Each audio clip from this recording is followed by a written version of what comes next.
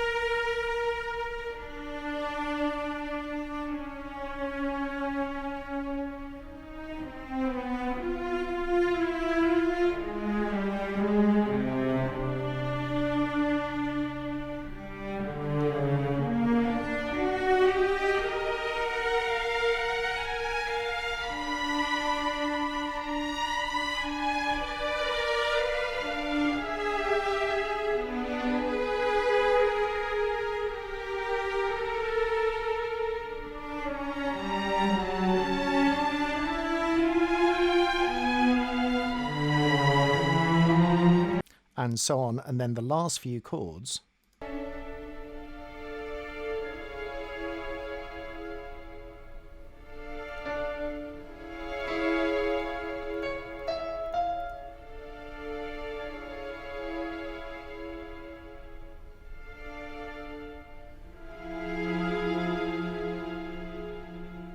incredible alpha chord at the end. Brilliant cadence. What I noticed that Williams does is, although it sounds atonal, it's more drawn from the octatonic scale and different octatonic scales. So the first phrase, which does this,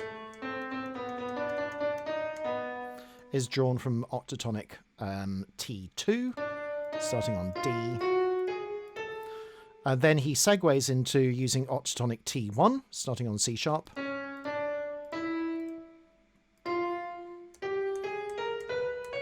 And then segues again into using octatonic 0, so without any transposition. So we have this. And he does it seamlessly, and it's not noticeable at all. Also, the phrase structure is really interesting. So when he's using this sort of, let's call it atonal theme, for want of a better term, in fact, he's got the wide interval right at the end of the phrase. But notice that he's also got long note values when there's a wider interval, in terms of making sure that something is forward moving and then recessive, sort of receding into the background as well, maybe a diminuendo possibly, when things get higher. And he also has a large interval at the end. Again, notice the long note values. He then sort of explores a slightly lower register, which is in the violas and cellos at this point in unison, having moved into a different octatonic area here, and then segues back into octatonic T1.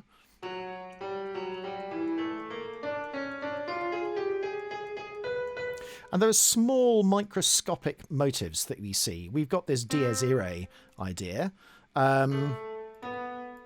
These minor thirds, which are basically very much part of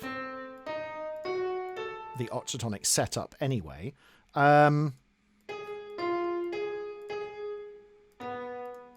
we've got that sort of rather diminished feel to it. So putting them all together, it sounds really, really atonal. Especially when combined, when he changes from one scale into another. It's really interesting. So then what happens when the next voice comes in is that we also combine different octatonic scales as well. Sometimes we've got octatonic T1 and sometimes we've got octatonic T2. So for example, in this excerpt, we've got just T0, so just the one starting on C natural. But then we've also got two different ones.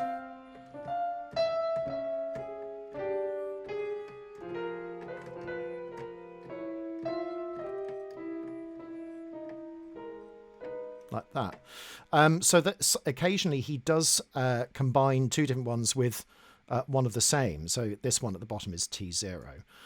He also sort of seems to have consonances at the start of every measure, so usually thirds, and then has dissonances towards the end of the measure, 2 and 6, for example, but they're not part of the scale, so it seems as though they're dissonant. It's just a feature of what he does. And I find that really interesting. The normal rules of counterpoint apply. When there is movement, then there's less movement in the upper part. And at this point, we have a slightly polarized texture where the violins are much higher than the violas and cellos. We also have sort of slight bits of tonality as well. He's not averse to combining different octatonic scales also with simply a harmonic minor scale. Or even just simple chromaticism.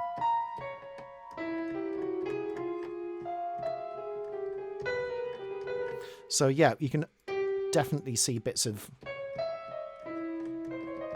octatonicism.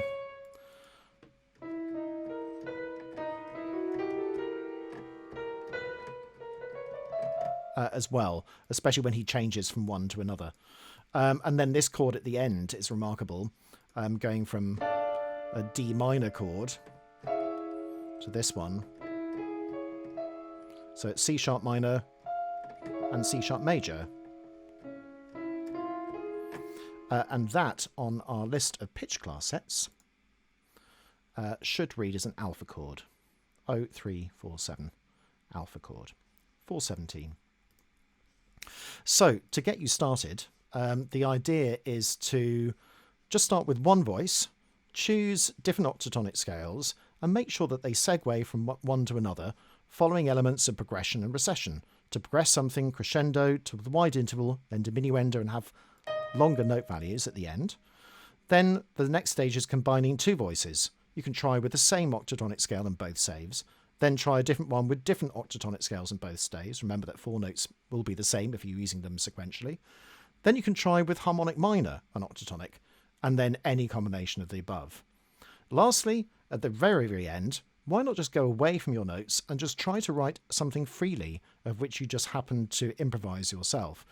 This was one that I did earlier. It's not necessarily the best one, but I'll play it for you anyway.